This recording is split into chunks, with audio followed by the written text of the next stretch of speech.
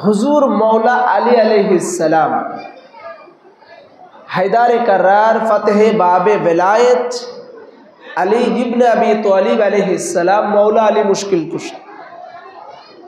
বুঝতে পেরেছেন? মৌলা আলী স্বপ্ন দেখাচ্ছেন আলা হুজুর পাককে যে তোমার ঘরে যেই হযরত আগমন করতেছেন, তোমার যেই সন্তান আগমন করতেছে, ওই সন্তানের নাম আমি মৌলা আলী মুশকিল কুশার সাথে মিলিয়ে রাখবে। কার সাথে মিলিয়ে রাখবে? মৌলা আলীর সাথে। আমার নামের সাথে নামকরণ করবে। তারপর মুহূর্তে ওলায়েতের সম্রাট হুজুর শাহিন শাহে বাগদাদ গৌসে পাক মেদিনীপুর আলা হুজুর পাকের ঘরের মধ্যে তশরিফ এনেছেন। এনে বলতেছেন যে আপনার যে আওলাদ আগমন করতেছেন, এই মৌলা পাকের নাম আমি গৌসে পাকের সাথে মিলিয়ে রাখবেন, আমার সাথে নামকরণ করবেন।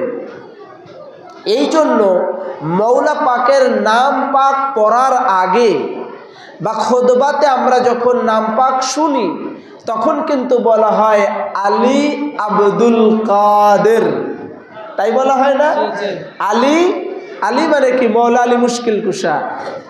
আলী আব্দুল কাদের, তো আলী মানে মৌলা আলী আলাইহিস সালাম, আব্দুল কাদের মানে শাহিন শাহে বাগদাদ গৌসে পাক। তো হুজুর মৌলা আলী আলাইহিস সালামের সাথেও মিলিয়ে উনার নাম রাখা হয়েছে, আবার গৌসে পাকের সাথেও মিলিয়ে উনার নাম রাখা হয়েছে।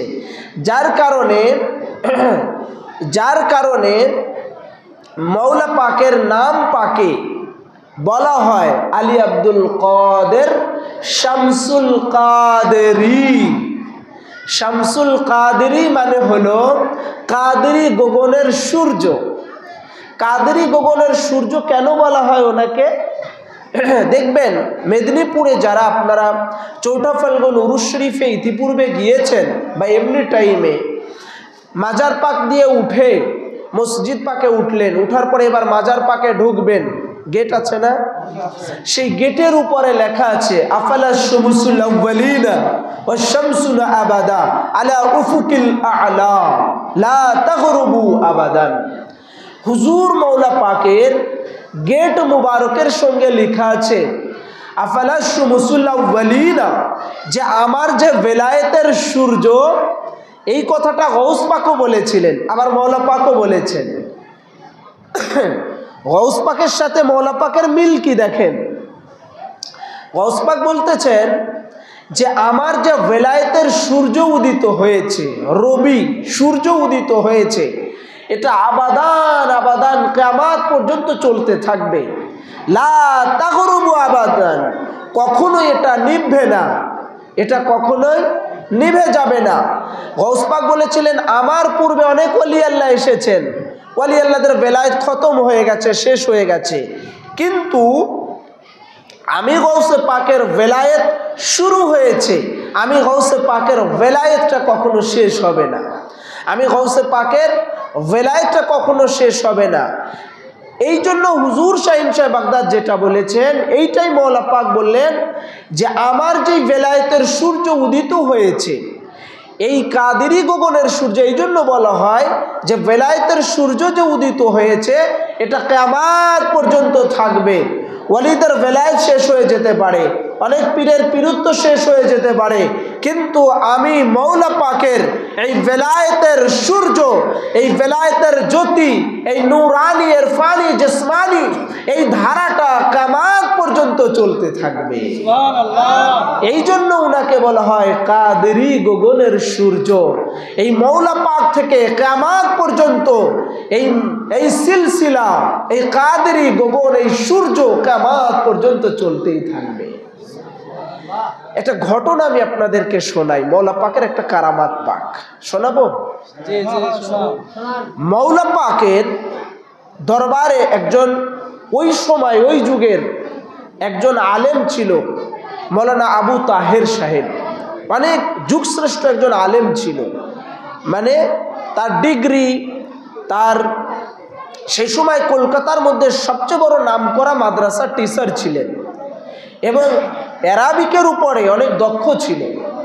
দরবার পাকে মৌলা পাকের আগে ভক্ত ছিল না, মৌলা পাকের দরবারে এসেছে অন্য কিছু মনস্ক নিয়ে, কিন্তু মৌলা পাকের কি দয়া কৃপা যে মৌলা পাকের কদমে লুটাপুটা খেয়ে পড়ে গেল। তো সে চিন্তা করলো যে আমি তো বিভিন্ন জায়গায় সফর করেছি, তো এবার আমি একটু বাগদাদ শরীফে যাব। কোথায় যাব?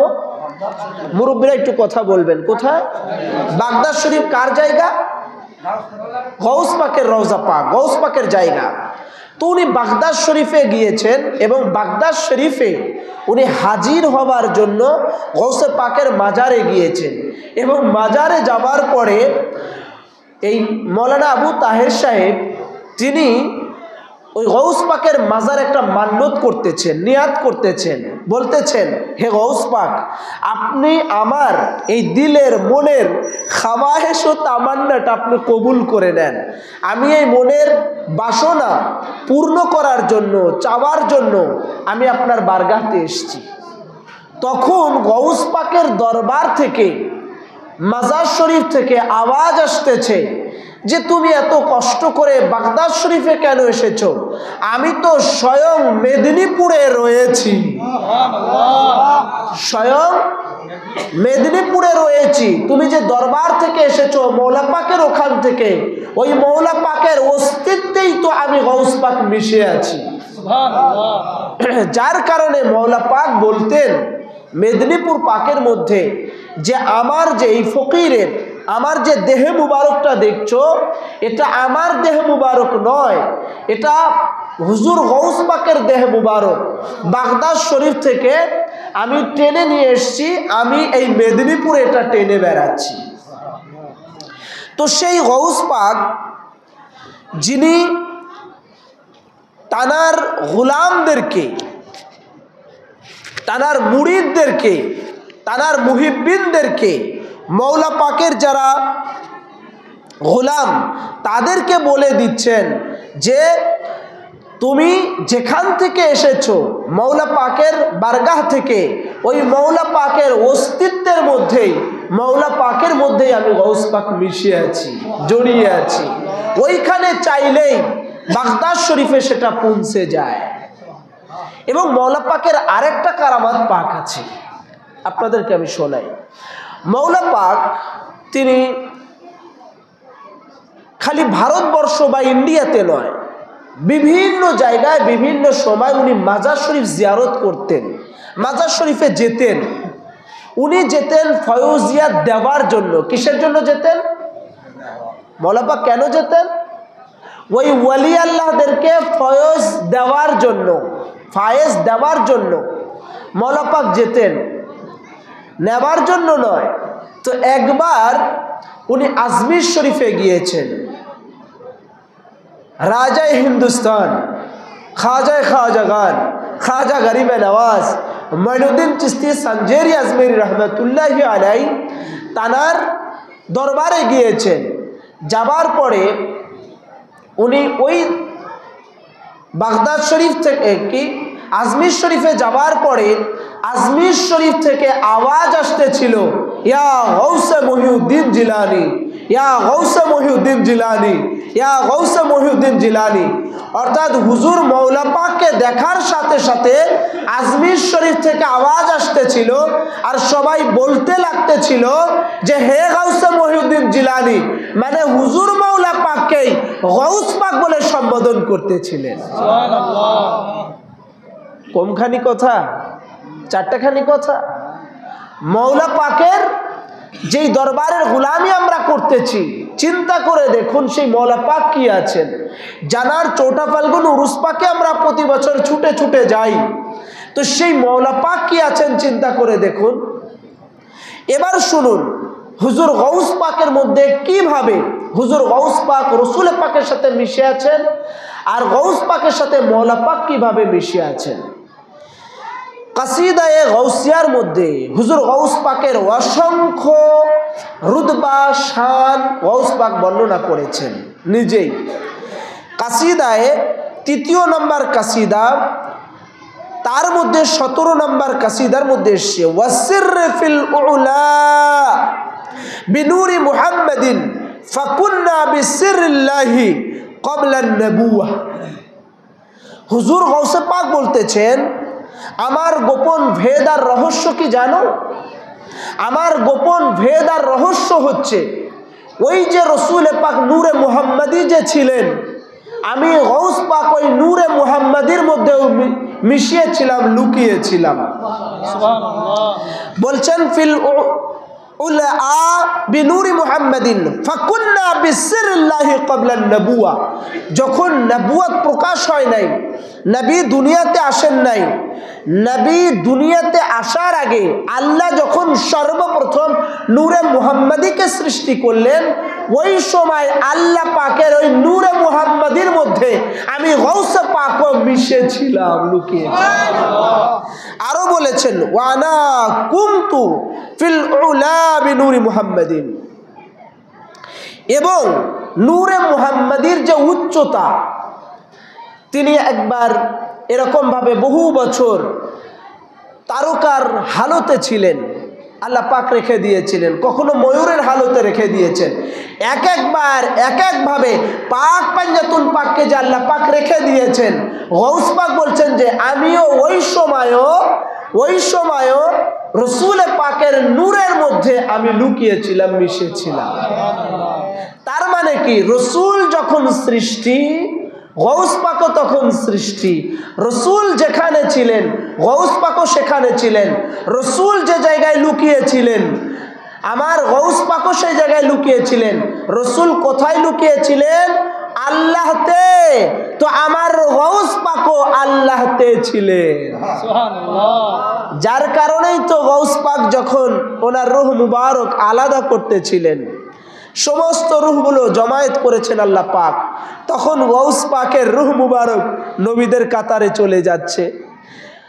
এরপরে মৌলা আলীর ভেলায়েতের ফতেহে বাবে ভেলায়েতের কাতারে চলে যাচ্ছে। ইমামাইন হাসনাইন কারামাইন ওনাদের কাতারে চলে যাচ্ছে। এক একবার এক এক কাতারে আল্লাহ পাক বলেন, নবীদের সরদারিত্ব দিয়ে দিয়েছি আমার নবী সরকারে দু আলমকে। এরপরে আমি ভেলায়েতের দরজা সরচশমে খুলবে মৌলা আলী, এটাও দিয়ে দিয়েছি। আর শহীদদের সম্রাট ইমামে হাসান হুসাইন হবেন, সেটার সরদারিত্ব দিয়ে দিয়েছি।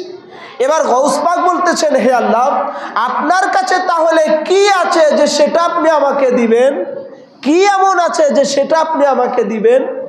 তখন আল্লাহ বলতেছেন, হ্যাঁ, এমন একটা জিনিস আছে আমার কাছে যেটা আজ অবধি আমি আল্লাহ পাক কাউকে দেই নাই। সেটা হচ্ছে আমি আল্লাহর নাম আছে কাদের। কি নাম? কাদের। এই কাদের কুদ্দার, এর ক্ষমতা, এর পাওয়ার, এইটা আমি আল্লাহ পাক তোমাকে দিয়ে দিব। আমার নাম কাদের। শরিয়াতের কারণে, পর্দার কারণে তোমার নাম হবে আব্দুল কাদের। আমি আল্লাহ তাআলার কাদেরে কুদ্দার, সমস্ত কিছুর ক্ষমতা তুমি শাহিন সাহেব বাগদাদ গৌসে পাককে দিয়ে দিলাম। তুমি এখন থেকে মুর্দা জিন্দা করবে। তুমি আমার হুকুমে নয়, তুমি বলবে কুম বিইজনিল্লাহ নয়, কুম বিইজনি। নবীরা বলবে, অনেকেই বলবে, ঈসা আলাইহিস সালাম বলবে কুম বিইজনিল্লাহ, আল্লাহর হুকুমে মুর্দা জিন্দা হয়ে যাও। আর হে গৌস পাক, তোমাকে এটা বলতে হবে না কুম বিইজনিল্লাহ, তুমি বলবে কুম বিইজনি। আমি গৌসে পাকের হুকুমে মুর্দা জিন্দা হয়ে যাও, তোমার সাথে সাথে বলার সাথে সাথে মুর্দা জিন্দা হয়ে যাও। তো গৌস পাক বলতেন আমার হুকুমে মুর্দা জিন্দা হয়ে যাও, তাই গৌস পাকের হুকুমে মুর্দা জিন্দা হয়ে যেত। গৌস পাক যখন খানা খেতে বসতেন, ওনার কাছে যখন মুরগি খেতেন, খাবার পরে সেই হাড়গুড্ডি পড়ে থাকতো, গৌস পাক বলতেন কুম বিইজনি, আমার হুকুমে মুর্দা জিন্দা হয়ে যাও। ওই হাড়গুড্ডি থেকে গৌস পাকের খানার সেই জুটা হাড়গুড্ডি থেকে আস্তা তাজা মুরগি তৈরি হয়ে হাঁটতে হাঁটতে চলে যেত। শুধু তাই নয়, গৌস পাক যখন গোরস্থানের পাশ দিয়ে যেতেন, ওনার এমন হালত চলে আসতো, ওনার সেই হালাতে গোরস্থানের মুর্দারা জিন্দা হয়ে হাঁটা চলা শুরু করে দিত।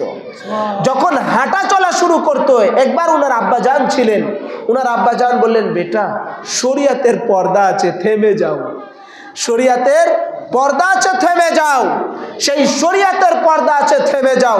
এইটা বলাতে হুজুর গৌস পাক থেমে গেলেন।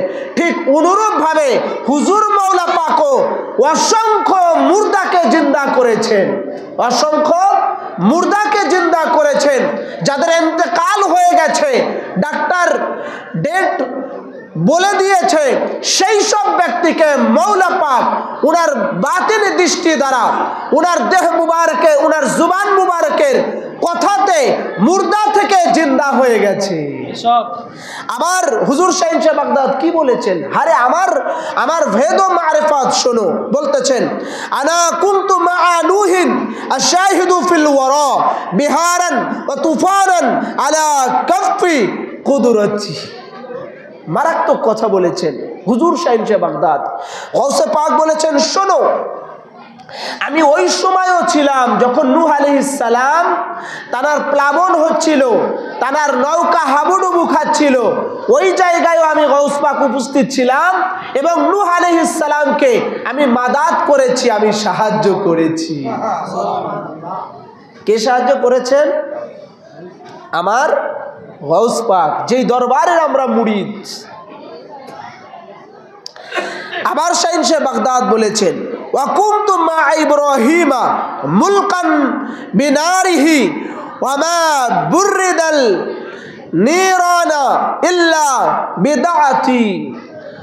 হুজুর গৌসে পাক বলতেছেন, তার কাসিদা নাম্বার 32-এর মধ্যে লিখতেছেন, ইব্রাহিম আলাইহিস সালাম যখন নমরুদের অগ্নির মধ্যে ছিল, সেই নমরুদের আগুনটা যে বারদাউ ওয়াস সালামুন আলা ইব্রাহিম, ইব্রাহিম আলাইহিস সালামের উপরে যে ঠান্ডা হয়ে গেল, ওটা আমি করেছিলাম এবং আমি শাহিন শাহ বাগদাদ ইব্রাহিম আলাইহিস সালামের ওই নমরুদের অগ্নি থেকে তানাকে আমি রক্ষা করেছি, মাদাত করেছি।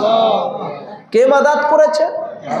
তো গৌস পাক যদি নবীদের মাদাত করতে পারেন, গৌস পাক যদি ইব্রাহিম আলাইহিস সালামের সেই সময়ে যদি উনি হাজির থাকতে পারেন, গৌস পাক যদি নূহ আলাইহিস সালামের প্লাবনের সময় হাজির থাকতে পারেন, নূহ আলাইহিস সালাম যদি ইব্রাহিম আলাইহিস সালামের নমরুদের অগ্নি থেকে হেফাজত করতে পারেন, তো আজকে আমরা যারা মাওলা পাকের উরসে পাকে এসেছি, আমরা যারা এই ইমামবাড়া শরীফে হাজির হয়েছি, ইমামবাড়ায় হাসান আলাইহিস সালামে মাথা ঠুকাচ্ছি, এই ইমাম পাকের ওসিলায়, গৌসে পাকের গারাবি শরীফের দ্বারায়, হুজুর শাহিন শাহ বাগদাদ পাকের দ্বারায়, হুজুর গৌসে পাকের আউলাদ পাকের দেওয়া পবিত্র আঞ্জুমানের দ্বারায়, এইখানে মাথা ঠুকানোর দ্বারায় আপনার আমার মুসিবত হাজি, আপনার আমার মুসিবত, আপনার আমার হাজত পূরণ হতে পারে কি পারে না?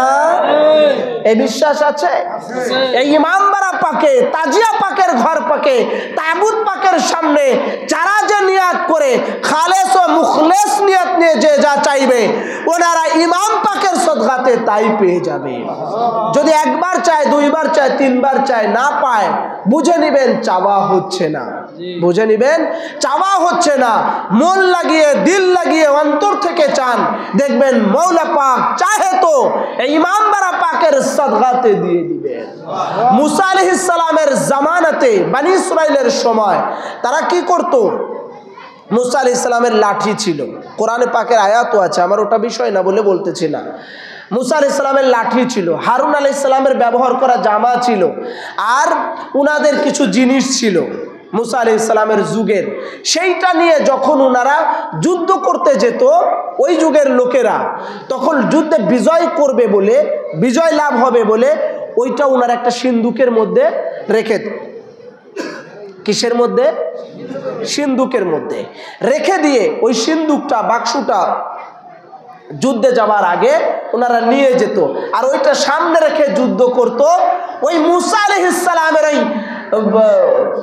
দাঁড়ায় এবং তাবুতে সাকিনার দাঁড়ায় ওই মুসা আলাইহিস সালামের ওই সময়ে ওই জামানাতে যুদ্ধের বিজয় লাভ হতো এবং মাদাদ হতো এবং যারা যে ওসিলা দিয়ে সেই তাবুতে সাকিনার দ্বারায় চাইতো তাদের সেই মনের দিলের সেই আকাঙ্ক্ষা তামান্নাই পূরণ হয়ে যেত। তো যদি মুসা আলাইহিস সালামের তাবুতে সাকিনার দ্বারায়, ওনার লাঠি মুবারকের দ্বারায়, ওনাদের ব্যবহার করা জুব্বার দ্বারায় যদি সেই যুগে সেই সময়ে মানুষের উপকার হতে পারে, যুদ্ধে বিজয় লাভ হতে পারে, মানুষ যদি মাদাদ পায়, তো সেই নবীরও নবী, আপনার আমার নবী আকাই নামদার তাজদারে মদিনা রসুল করিম এবং ওনার নাতি ইমামে হাসান ও মুজতবা ইমামে হুসাইনের নামে তাবুত পাক আছে, এখানে তাজিয়া উঠানো হয়, ওনার নামে ইমাম বাড়া শরীফ আছে। ওই ইমাম বাড়ার দ্বারায়, ইমাম পাকের তাবুত ও তাজিয়া দ্বারার দ্বারায়, তাবুতে সাকিনার দ্বারায় আপনার আমার মুসিবত দূর হতে পারে কি পারে না?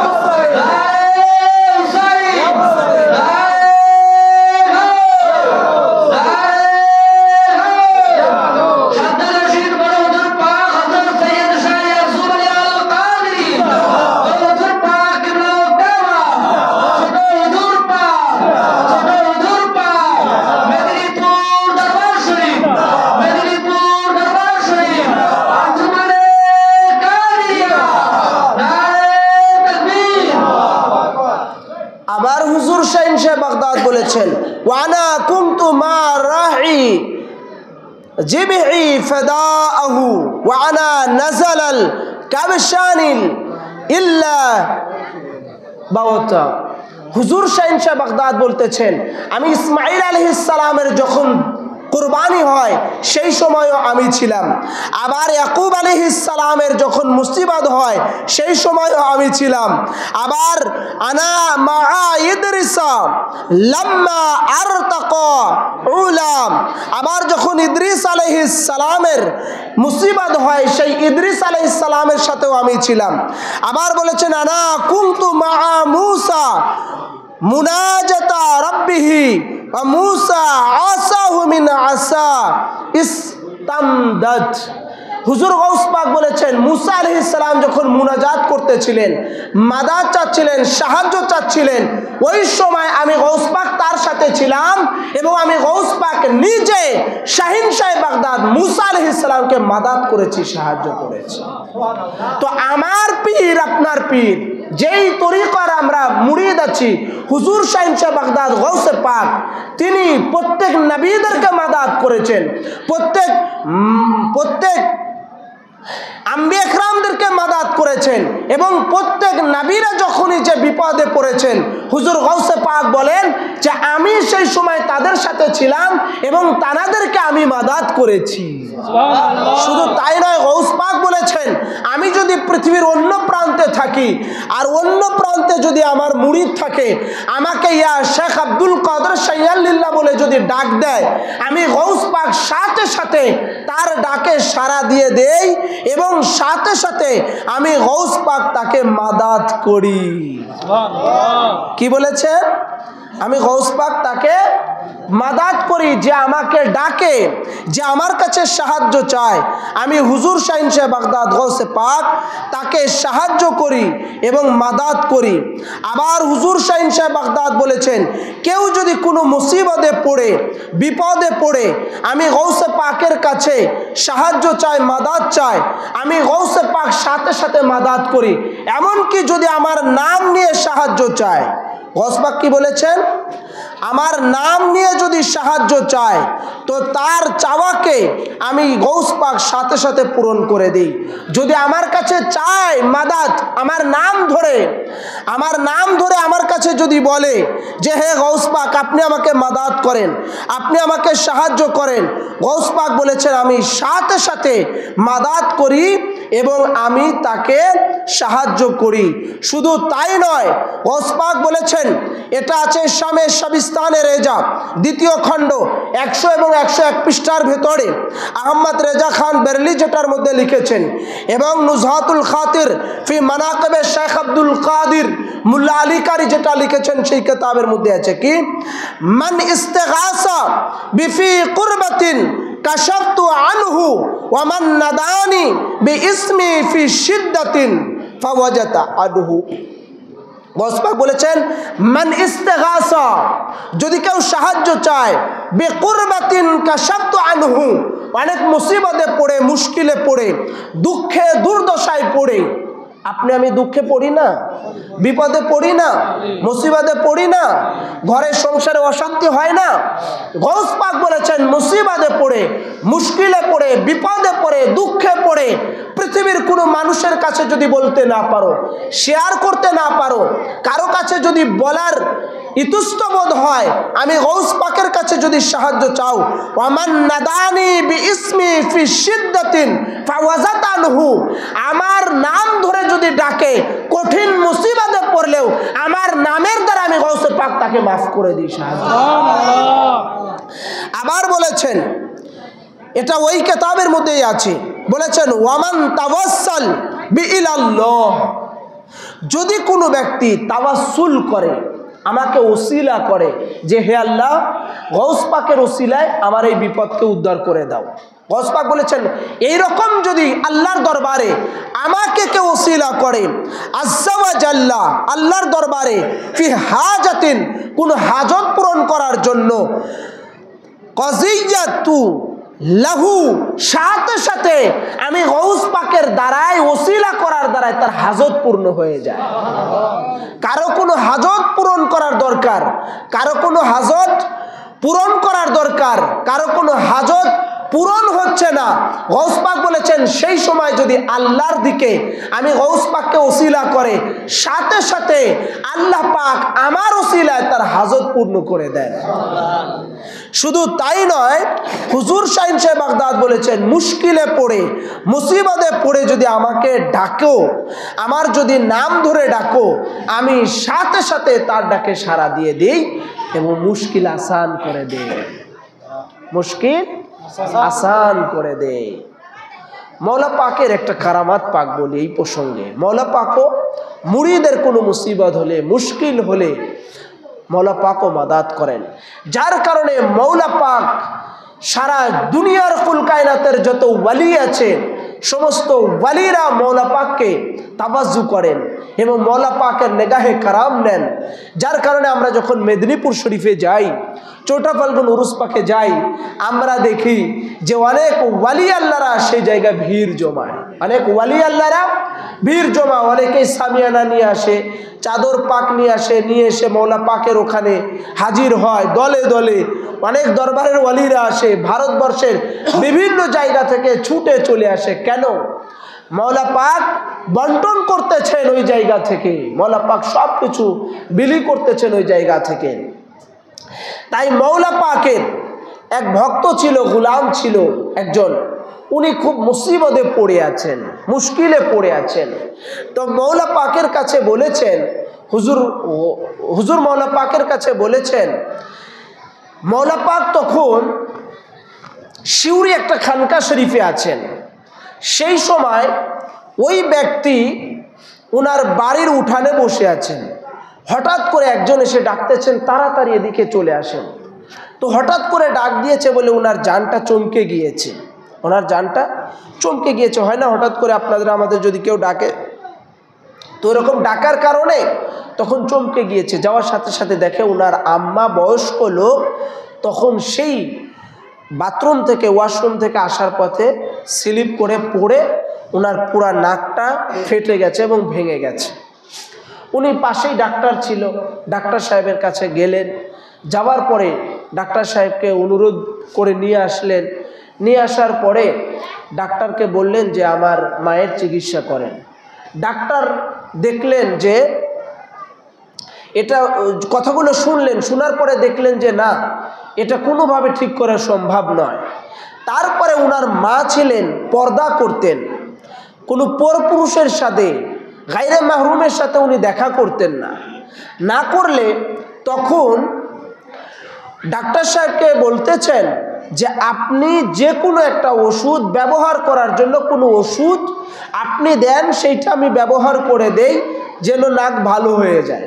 ডাক্তার বলছে এটা কোনোভাবেই সম্ভব নয়, যেটা ভেঙে গেছে ওটা ওষুধের মাধ্যম দিয়ে নয়, ওটা যে কোনো একটা জিনিসের মাধ্যম দিয়ে ওটা উঠাইতে হবে। নাকের যেটা ভেঙে গেছে সেটা উঠাইতে হবে, উঠিয়ে তারপরে সেটাকে ব্যান্ডেজ বা অন্য কিছু করতে হবে, নচেত শুধু ওষুধ দ্বারা এটা ঠিক হবে না। তারপর উনি বারবার বলতেছেন যে না, আমার মা দেখা করবেন না, অন্য পুরুষের সাথে দেখা করেন না। এরকম বলতে বলতে ডাক্তার সাহেব রেগে গেছেন যে দেখা করবে না তো খামাখা আমারে ডেকে নিয়ে আসছেন কেন, আমাকে ডাকার দরকার নেই, আপনারাই চিকিৎসা করেন যাকে দিয়ে পারেন, আমি চলে গেলাম। তখন বলেন যে আপনার কিছু দরকার নেই, যে কোনো একটা ওষুধ আপনি লিখে দিয়ে দেন। পরে উনার অনিচ্ছাকৃতই উনি একটা পরিস্থিতিতে রাগের বশত একটা প্রেসক্রিপশনে ওষুধ লিখে দিয়ে চলে গেছে। চলে যাওয়ার পরে সেই ওষুধগুলো নিয়ে এসেছে। এদিকে মৌলা পাক সেই শিউরি খানকা শরীফে রয়েছেন।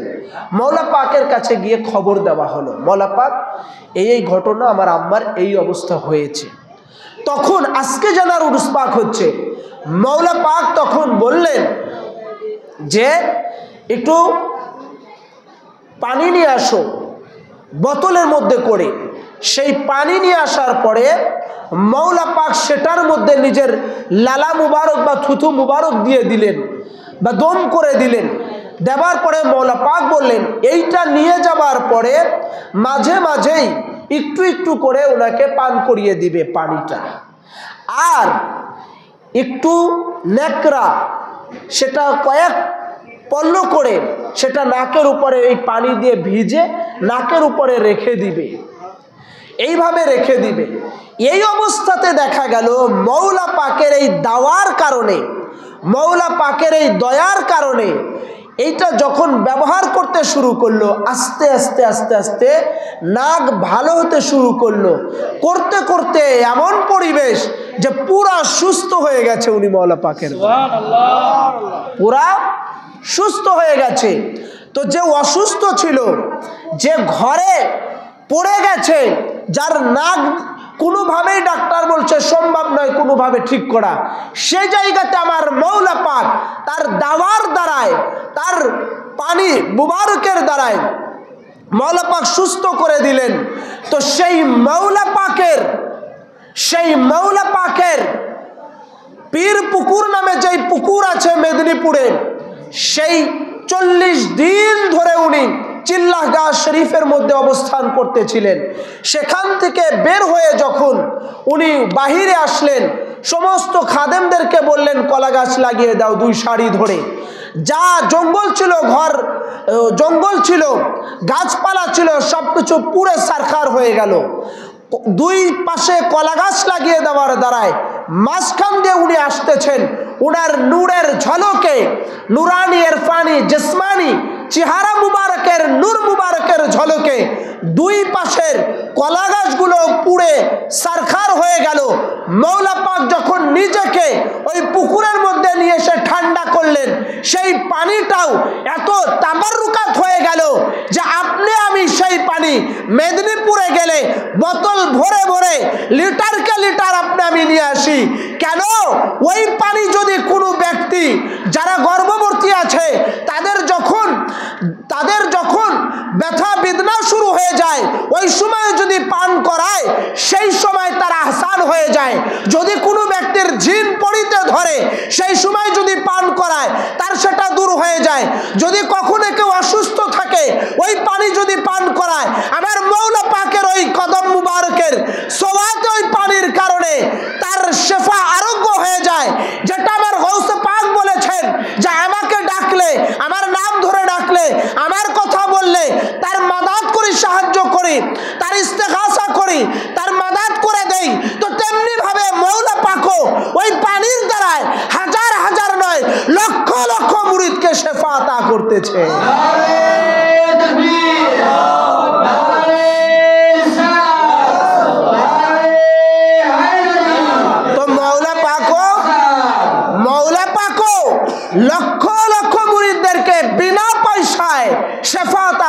বলেছেন, আজকে আপনার গ্রাম থেকে যদি কোনো ব্যক্তি হজে যায়, ওই হজে যাবার পরে জমজম কূপের পানিটা তারা লিটারকে লিটার, এরকম বোতলকে বোতল তারা ভরে ভরে, আর কিছু আনুক আর না আনুক, জায়নামাজ না আনুক, তসবিহ না আনুক, পানিটা আনে কি আনে না?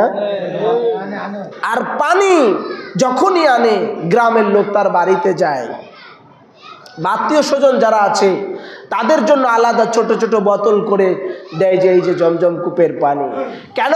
জমজম কূপের পানি তো ইসমাইল আলাইহিস সালামের নগের খোঁচাতে হয়েছিল। ওই ইসমাইল আলাইহিস সালামের নবীর ও নবী মুহাম্মদুর রাসূলুল্লাহ, তার জানশীন আওলাদ পাক হচ্ছেন মাওলা পাক।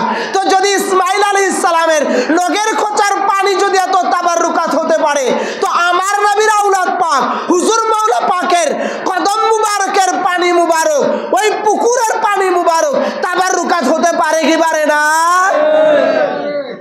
ওই পানি আপনি আমি বোতলে যখন নিয়ে আসি, 2 বছর 3 বছর ঘরে রাখার পরে পানি তো নষ্ট হয়ে যাওয়ার কথা, কি বলেন? পচে যাওয়ার কথা, কি বলেন? গন্ধ হয়ে যাওয়ার কথা হয়? আপনার এখানে যারা আছেন কত বছর আগে পানি এনেছেন বলেন তো? একবারে বেশি, আমরা 3-4 বছর আগে এনেছিলাম, সেই পানি এখনো ঘরে আছে। বরঞ্চ বেশ কিছুদিন যাওয়ার পরে যেরকম আয়রনওয়ালা পানিগুলো রাখলে নিচের দিকে আয়রন চলে যায়, উপরে পরিষ্কার পরিচ্ছন্ন হয়ে যায়, তার থেকেও স্বচ্ছ, মাম পানির থেকেও স্বচ্ছ দেখা যায় এই মাওলা পাকের পুকুরের পানি।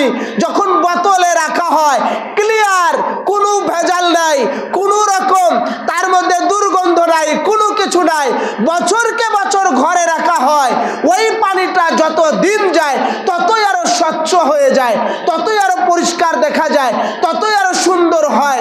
মুরিদের প্রত্যেক ঘরের মধ্যে ওই পানি পাক রাখা আছে কিনা? বিপদে পড়লে ওই পানি পাক খাবেন। আমরা এখানে শরবত পাক খাওয়াই না? মুহররম পাকের সময় শরবত পাক খাওয়াই। কেন?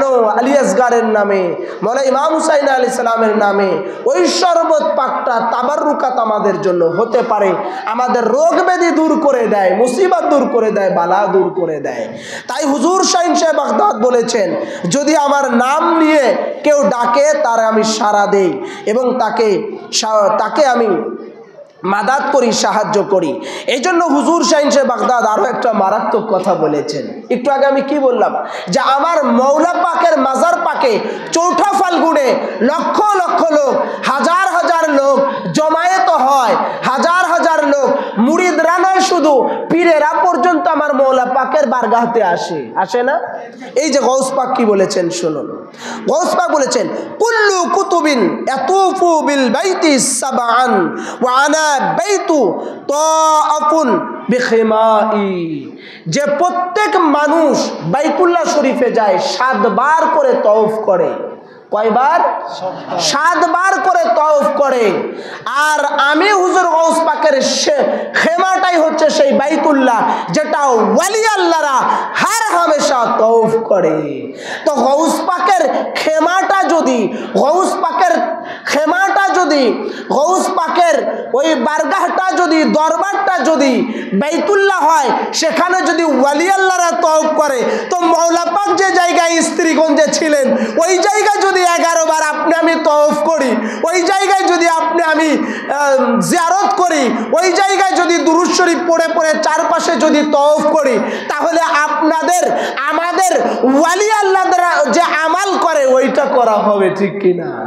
হ্যাঁ, ওয়ালি আল্লাহরা গৌসে পাকের খেমাকে তওয়াফ করে, আর আমরা মাওলা পাকের মুরিদ যারা আছি, আমরা তারা মাওলা পাকের ওই চিল্লাহগাহ শরীফ স্ত্রীগঞ্জ পাকে 11 বার ঘুরে ঘুরে দুরূদ শরীফ পড়ি আর আমরা তওয়াফ করি।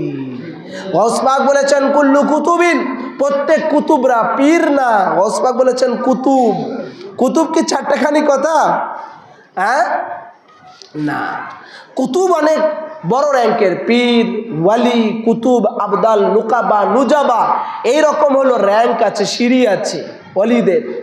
তো হুজুর গাউস পাক বলেছেন কুল্লু কুতুবিন ইয়াতুফু, প্রত্যেক কুতুবরা যে বাইতুল্লাহকে 7 বার জিয়ারত করে সেই বাইতুল্লাহ হলো আমি, আমার খেমা। আমার খেমাটা ওয়ালি আল্লাহরা এসে তওয়াফ করে, হাজিরি দেয়। আমার খেমাতে তারা আসে, হাজিরি দেয়। এবং আমি হুজুর শাহিন সাহেব বাগদাদ গাউসে পাকের খেমাতে তারা আসে, এসে এসে আমার খেমাকে তওয়াফ করতে থাকে। এই জন্য আমরা যখন স্ত্রীগঞ্জে যাই, চিল্লাগাহ শরীফে যাই, আমরা মৌলা পাকের সেই খেমাটা, মৌলা পাকের সেই চিল্লাগাহ, মৌলা পাকের ওই স্ত্রীগঞ্জটা আমরা তওয়াফ করি। হুজুর গাউস পাক আরো বলেছেন ইয়া গুলামু সাফিরু, এটা কোন কিতাবে আছে শুনুন। এইটা ফাউজুল মারাম ফি তাসকিরায়ে গাউসুল আনাম, এই কিতাবের 164 এবং 166 পৃষ্ঠার মধ্যে আছে। ইয়া গুলামু সাফিরু আলফা আমিল লিতাসমাআ মিন্নি কালিমাতান ওয়াহিদাতান। হুজুর গাউসে পাক বলেছেন, হে আমার গোলাম বালকেরা শোনো, একটা বাক্য শ্রবণ করার জন্য যদি হয় 1000 বছরের রাস্তা অতিক্রম করে আসতে হয়, তবুও তোমরা আমার দরবারে আসবে। কোথায় আসবে? আমরা 11 শরীফে দূর দূরান্ত থেকে আসি না, এ পাড়া ও পাড়া, এদিক ওদিক থেকে, আশপাশ থেকে আসি না। গাউস পাক বলেছেন, আমার একটা বাণী শোনার জন্য, আমার একটা কথা শোনার জন্য 1000 বছরের রাস্তা যদি অতিক্রম করতে হয়, তবু 1000 বছরের রাস্তা অতিক্রম করে তোমরা আমি গাউসে পাকের একটা কথা, বাণী শোনার জন্য আসো। আমরা যারা 11 শরীফে আসি 1 মাসের রাস্তা পাড়ি দিয়ে আসি না? একদিন লাগে আসতে? 4-5 ঘন্টা লাগে? হ্যাঁ, তারপরেও অনেকে 11 শরীফ কামাই দেয়, আসে না, মনে করে যাবো না, গত মাসেই তো গেলাম, কয়েকদিন আগেই তো গেলাম। হ্যাঁ, গাউস পাক বলেছেন ইয়া গুলামু সাফির আলফা আমিল লিতাসমাআ মিন্নি, যদি 1000 বছরের রাস্তা অতিক্রম করতে হয়, তবুও সেই 1000 বছরের রাস্তা পায়ে হেঁটে হেঁটে হলেও আমি গাউস পাকের বারগাহতে আসবে, আমার দরবারে আসবে, ইমাম বারায়ে হাসান আলাইহিস সালামে আসবে, ইমাম বারায়ে হাসান আলাইহিস সালাম গরাবি শরীফে আসবে। কেন আসবে? এই জন্য আল ওয়ালায়াতু হাহুনা আদ দারাজাতু হাহুনা, আমার দরবার থেকে ওয়ালায়াত বন্টন হয়, আমার দরবার থেকে ওয়ালিত্ব বন্টন হয়। কেউ ওয়ালি হবে কি হবে না এটা আমি গাউস পাক ঠিক করি, কে কুতুব হবে কি হবে না এটা আমি গাউস পাক ঠিক করি, আর কার কোন দরজা হবে, রুতবা হবে, মর্তজা হবে, সেটা আমি গাউস পাকের চৌকাঠ থেকে বন্টন হয়। সেই গাউসে জামা পীরে হুদা আপনার আমার মৌলা মেদিনীপুর 4 নম্বর পাকে আছেন। আজকে এই সময়ে সারা দুনিয়ার মধ্যে কে বেলায়েত পাবে কি পাবে না, ওয়ালি হবে কি হবে না, এটা ঠিক করতেছেন কলকাতা 4 নম্বর থেকে সৈয়দি ওয়া সানাদি হযরত সৈয়দ শাহ ইয়াসুব আলী আল কাদেরী, উনি আমার পীর মুর্শিদ হুজুর পাক ঠিক করতেছেন কে ওয়ালি হবে কি হবে না, কে কুতুব হবে কি হবে না, কার বেলায়েত দেবেন কি দেবেন না, ওটা 4 নম্বরের চৌকাঠ থেকে উনি ঠিক করতেছেন। কারণ গাউস পাক বলেছেন আল वेलायतु हाहुना अद-दरजातु हाहुना, वेलायत मेरे दरबार से होती है, अवली के दर्जा मेरे दरबार से बांटती हो। अरे सुन लो, শাহিন সাহেব বাগদাদ বলতেছেন আমার দরবার আমার চৌকাঠ থেকে আমি ওয়ালিদের বেলায়েত বন্টন করি।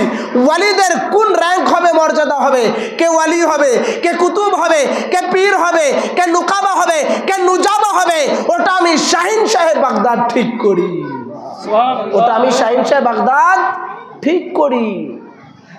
সেই শাহিন সাহেব বাগদাদ বলেছেন ফি মাজালিসি তুফরাকুল খিলআ ওয়া মা মিন নাবিয়্যিন খালাকাল্লাহু ওয়ালা ওয়ালিয়্যুন ইল্লা ক্বাদ হাদারা মাজলিসি।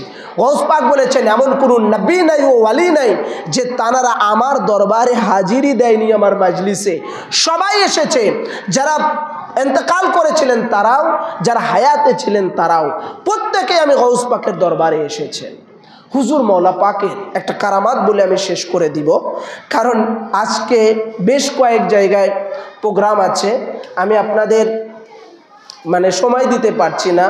যদি মালিক ও মৌলা কখনো আবার আনেন ইনশাল্লাহ আমি আপনাদেরকে বেশি করে সময় দেবো। একটা কারামাত পাক বলে আমি শেষ করে দিচ্ছি। হুজুর মৌলা পাক এনারা দুনিয়াদারি শিক্ষার দরকার নেই, দুনিয়াদারি শিক্ষার দরকার আছে এনাদের? হ্যাঁ, শিক্ষার দরকার নাই, কিন্তু গৌস পাকও দুনিয়াদারি শিক্ষার জন্য বেরিয়ে গিয়েছিলেন। তার মধ্যেও হাকিকত মারিফাত নিহিত আছে, লুকিয়ে আছে। কিভাবে? গৌস পাক যখন বাগদাদ শরীফে উনি উচ্চ শিক্ষার জন্য বাহিরে যান, উনার সাথে ৬০ জন ডাকাতের দেখা হয়েছিল, তাই কিনা? ৬০ জন ডাকাতই কালিমা পড়ে মুসলমান হয়ে উনার কাছে মুরিদ হয়ে গিয়েছিলেন, উনার কাছে মুরিদ হয়ে গিয়েছিলেন, উনার কাছে মুরিদ হয়েছিলেন। তো হুজুর শাহিন সাহেব বাগদাদ তিনি এই যে শিক্ষার জন্য বেরিয়ে গেলেন, বেরিয়ে যাওয়া মানে কি? ওর মধ্যে একটা রহস্য আছে, মানুষকে দিনের রাস্তা আনার জন্য, হেদায়েতের জন্য। যদি উনি না যেতেন বাগদাদের দিকে, তাহলে তো ওই ৬০ জন ডাকাত তো উনার হাতে বায়াত হতো না, ওই ডাকাতেই করতো, ওখান থেকে ফিরে আসতো না। কি বলেন? গৌস পাক যখন মাসুম ছোট্ট, তখন উনি কিভাবে মুরিদ করলেন চিন্তা করে দেখুন তো একবার। যখন উনি ছোট্ট মাসুম, তখন উনার হাতে ৬০ জন ডাকাত বায়াত গ্রহণ করলেন, মুরিদ হলেন। তার মানে কি আমার গৌস পাক দুনিয়াতে আসার আগেই ওয়ালি ছিলেন, পড়াশোনার দরকার নাই, ওনাদের দুনিয়াদারি এলেমের দরকার নাই, তামাম কুল কায়নাতের এলেম দিয়ে আল্লাহ পাক দুনিয়ায় পাঠিয়েছেন, পড়াশোনার দরকার নাই। কিন্তু দুনিয়াদারির জন্য ওনারা বের হন মানুষকে হেদায়েত করার জন্য। তো মৌলা পাক ওই রকম, উনি একটা জায়গায় পড়ার জন্য আলা হুজুর পাক ওনাকে দিলেন। সেই সময় একজন টিচার ছিল, সেই টিচারের ছেলেও পড়তো, আবার টিচারের এক শ্যালক ছিল, শালা বাবু যাকে বলে, সেও পড়তো। তো মৌলা পাকের সাথে সেই টিচারের শিক্ষক মশায়ের যেই শ্যালক ছিল, সে একটু দুষ্টু প্রকৃতির ছিল। মৌলা পাক ওনার মনোযোগ ছিল, ধ্যানমগ্ন অবস্থায় থাকতেন, নিরিবিলি থাকতেন এবং সব সময়ের জন্য একাকিত্ব বেশি পছন্দ করতেন। ওয়ালি আল্লাহ জানারা তানারা এইগুলোই পছন্দ করেন। দেখেন মৌলা পাক যখন মেদিনীপুরে, তখন পুরা মেদিনীপুর কি জঙ্গল ছিল। এখনই তো দিনে যাইতে আমাদের ভয় লাগে, কি ভাই? হ্যাঁ, এত জঙ্গল এখনই। তো ২৫০ বছর আগে যখন মৌলা পাক এসেছেন, বা ১৫০ বছর আগে যখন মৌলা পাক এসেছেন, ২০০ বছর আগে সেই মেদিনীপুরে কি জঙ্গল ছিল চিন্তা করে দেখুন তো। ওই স্ত্রীগঞ্জে ভাগ ভাল্লুকের আনাগোনা ছিল, ভাগ ভাল্লুকের আনাগোনা ছিল। তো উনারা সেই জঙ্গল ধরে এসেছেন। মঙ্গলকোট শরীফেও তাই, এখনই রাস্তাঘাট কেমন, বৃষ্টি এলে পানি জমে থাকে। তো যখন ৩০০ বছর আগে উনারা এসেছেন, ২৬৬ বছর আগে, তারও আগে, সেই সময় তো কেমন জঙ্গল ছিল। আবার পূর্ণিয়া পাকে কুতুবুল বারি পাকের যে উরুস পাক চলে গেল, কুতুবুল বারি পাক ২৬৬ বছর আগে এসেছেন পূর্ণিয়া শরীফে। তো তখন কেমন জঙ্গল ছিল। এখনই বিদ্যুৎ থাকে না, রাস্তাঘাট ভালো নাই, গাড়ি ঘোড়া পাওয়া যায় না, হোটেল নাই, খাবার দাবারের ব্যবস্থা নাই, দোকানপাট নাই। তো ২৬৬ বছর আগে তাহলে কি অবস্থা ছিল, বা ৩০০ বছর আগে কি অবস্থা ছিল চিন্তা করে দেখুন। তো মৌলা পাক এনারা ওয়ালি আল্লাহরা, এনারা নিরিবিলি জায়গা বেশি পছন্দ করেন। তো উনি পড়াশোনার দিকে মনোযোগ আছেন, পড়াশোনার দিকে মনোযোগ আছেন। তো ওই যে টিচার মশাই, তার শ্যালক এসে মৌলা পাকের বারবার ডিস্টার্ব করতেছে, বারবার ডিস্টার্ব করতেছে। ওই শ্যালকেরই, টিচারের শ্যালকেরই একটা দুয়াত কালি ছিল, মৌলা পাকের হাতের পাশে রাখা। মৌলা পাক রেগে দুয়াতের, আগে তো এই কলম দিয়ে লেখা ছিল না, রুল দিয়ে পেন্সিল দিয়ে লেখা ছিল না সেই সময়ে। ২০০ বছর আগের কথা চিন্তা করেন তো। আপনারাই যারা মুরব্বী আছেন, এই যে এই কোয়ালিটি সভাপতি মতো যারা আছেন, আপনারা যারা বয়স্ক লোক আছেন, আপনারাই ২৫ বছর ৩০ বছর আগের কথা ভাবেন। সে তখনই কলম ছিল না, ওই আপনার কুঞ্চি দিয়ে বাইয়ে দিয়ে কলম বানিয়ে দুয়াত দিয়ে লেখা হতো। তো ২৫০ বছর আগের কথা, ২০০ বছর আগের কথা ভাবেন। সে সময় কলম ছিল না, দুয়াত দিয়ে ওই মানে কাঠ দিয়ে বা আপনার এরকম কুঞ্চি দিয়ে, বাঁশেরি দিয়ে কলম বানিয়ে লেখা হতো। সেই দুয়াতটা মৌলা পাকের হাতের কাছে রয়েছে। মৌলা পাক রেগে সেটা কুয়ার মধ্যে ফেলে দিলেন। ফেলে দিয়েছেন, প্রায় ১০-১২ জন দেখেছে, ছাত্ররা সবাই দেখেছে যে মৌলা পাক দুয়াতের কালিটা ফেলে দিয়েছেন কুয়ার মধ্যে। আগেকার যুগে তো কুয়া ছিল বেশি, মানে পুরা ৫-৭টা গ্রাম মিলে বা পাড়া মিলে একটা কুয়া ছিল। অত দূর থেকে মানুষ পানি নিয়ে যেত, তাই কি না? তো সেই সময় কুয়া ছিল, কুয়ার মধ্যে মওলা পাক ফেলে দিয়েছেন। হঠাৎ করে তার শিক্ষকের শ্যালক সে চিল্লাচিল্লি শুরু করে দিল, এত চিল্লাচিল্লি শুরু করে দিল, সব লোককে সাক্ষী নিয়ে তার টিচারের কাছে গেল, গিয়ে বলল যে বড় হুজুর, মওলা পাককে সবাই বলতো বড় হুজুর, যে বড় হুজুর পাক উনি দুয়াতকে, আমার দুয়াতকে কুয়ার মধ্যে ফেলে দিয়েছে। তো যখন ওই টিচার শুনলো তার শ্যালক, তো মওলা পাকের কাছে চলে আসলো, এসে বলতেছেন যে আপনি আমার শ্যালকের দুয়াত ফেলে দিয়েছেন। মওলা পাক অন্যদিকে তাকিয়ে আছেন আর বলতেছেন দুয়াত তাকেই আছে, দুয়াত তাকেই আছে, যেখানে রাখা ছিল সেখানেই আছে।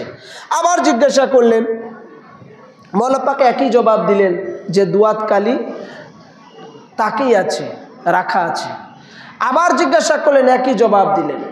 এবার মওলা পাকের কাছে ওই টিচার শিক্ষক মশাই বলতেছে যে তাহলে ডুবুরি নিয়ে আসি, ডুবুরি নিয়ে এসে কুয়ার মধ্যে নামিয়ে দিই, তল্লাশি করি, দেখি কুয়ার মধ্যে আছে কিনা। তখন মওলা পাক একটা বাক্য বললেন, বললেন যে কারো কান নিয়ে গেল চিলে, তো তুমি কানে হাত না দিয়ে চিলের পিছে পিছে দৌড়ালে, এটা কেমন হলো? কানে হাত দিলেই তো দেখা যায় যে কান আছে কিনা, না থাকলে তখন চিলের পিছে পিছে দৌড়াও। মওলা পাক যে এটা বলেছেন, সাথে সাথে ওই র্যাকে বা তাকের কাছে গিয়েছে, গিয়ে দেখে যেইভাবে যেই অবস্থায় ওই কালি রাখা ছিল ঠিক ওই একইভাবে ওই জায়গাতে কালি এসে গেছে। সবাই আশ্চর্য হলো এবং সবাই যারা দেখেছিল 10-12 জন সবাই বলল আমরা সবাই দেখেছি, বড় হুজুর এটাকে কুয়ার মধ্যে ফেলে দিয়েছে, এটা এখানে আসলো কিভাবে? নিশ্চয়ই ইনি সাধারণ কেউ নয়, ইনি মওলা পাক আছেন। তো আমার মওলা পাক যদি কুয়ার মধ্যে পড়ে যাওয়া সেই দুয়াত কালি কোন স্পর্শ ছাড়াই যদি উনি যদি আবার রেকের তা রেখে, তাকের তা তাকে, জায়গার তা জায়গায় যদি রেখে দিতে পারেন, ওই মওলা পাকে উরুস পাকে এসেছি। এই ইমাম বারাই হাসান আলাইহিস সালামে এই জায়গায় আসার দ্বারায় যে যে নিয়াত করে এসেছেন, যে যে তামান্না নিয়ে এসেছেন, খাওয়াহেশ নিয়ে এসেছেন, আপনার আমার মনের দিলের খাওয়াহেশ তামান্না পূরণ হতে পারে কি পারেন না? ওই মওলা পাক মেদিনীপুর জুরা মসজিদ থেকে মুরিদের গোলামের দিলের সমস্ত কিছু দেখতেছেন কিনা? এই বিশ্বাস আছে? মওলা পাক এই জায়গায় যেখানে উনার উরুস করা হয়, যে জায়গায় ওখানে নাম ডাকা হয়, সে জায়গায় মওলা পাক হাজির থাকেন। সেই মওলা পাকের কদম মুবারকে লাখো কোটি শুকরিয়া যে মওলা পাক আমাদেরকে হয়তো স্পেশাল ট্রেন গেলে আমরা ছোটোখাটো যারা আঞ্জুমান আছি, এই ছোটোখাটো আঞ্জুমানগুলো এই মওলা পাকের উরুস পাক করার সৌভাগ্য হয়তো আমাদের হতো না। কি বলেন? হয়তো মওলা পাকের এটা একটা কারামাত, এটা একটা খেলা যে মওলা পাকের ফয়ুজিয়াত প্রত্যেকটা জায়গায় নুজুল হোক, প্রত্যেকটা জায়গায় নাজিল হোক। ওই জন্য হয়তো মওলা পাক এবার এই উরুস শরীফ পালন করার জন্য আমাদেরকে দয়া করে সুযোগ করে দিয়েছেন। আপনারা আমরা যারা এখানে হাজির হয়েছি, এসেছি, মালিক ও মওলা যেন প্রত্যেককে তৌফিক আতা করেন, প্রত্যেকের উপরে রহম করম করেন। যারা যে নিয়াত করে উদ্দেশ্য নিয়ে এখানে হাজির হয়েছি, একত্রিত হয়েছি,